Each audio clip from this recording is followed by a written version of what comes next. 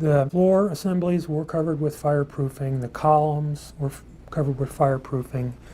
The fireproofing was actually undergoing an upgrade. NIST's report comes right out and says, if it weren't for fireproofing loss, forget all the impacts, forget the fires, we had to have widely dislodged fireproofing or these buildings would never have collapsed. So they need to have all the fireproofing stripped off.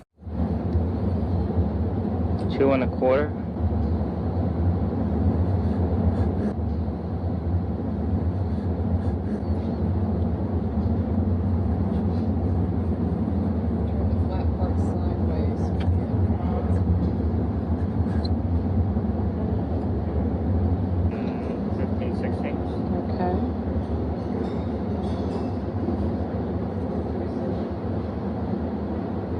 I pointed out that earlier calculations showed that the energy simply was not there.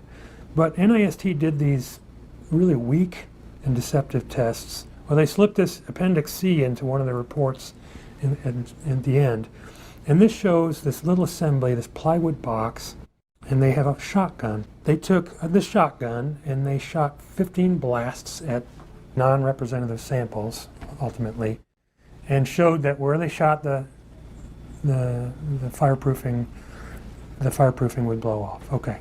One of the big problems with that is, first of all, there's no energy for any of this to happen.